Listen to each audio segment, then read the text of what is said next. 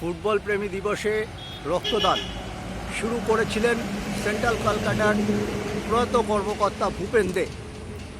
IFA এই যে ৪৫তম football প্রেমী দিবস উদযাপন করলেন, সেই সলতে তিনি পাঠিয়েছিলেন, তিনি শুরু করেন, সেই পরম্পরা চলছে। কিন্তু পাশাপাশি ইডেনের ৫ নম্বর গেটে আপনারা দেখতে পাচ্ছেন ফুটবল প্রেমী দিবসে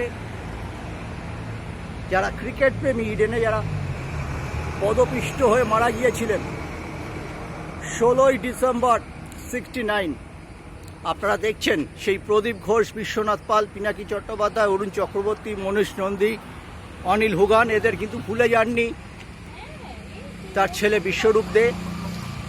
বিশ্বরূপ বাবুর উদ্যোগেই এইটা ফুলমালায় সাজানো হয়েছে সকাল থেকে। সিএবি কর্মকর্তারা উপস্থিত ছিলেন। সব মিলিয়ে ক্রিকেট প্রেমীদেরও কিন্তু ফুটবল প্রেমী দিবসে ভোলেনি, সেটা আপনারা দেখতে পাচ্ছেন।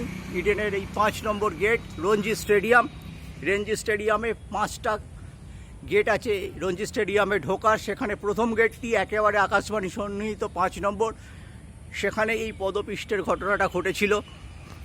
ইডেন ১৬ জন এবং ৬ জন,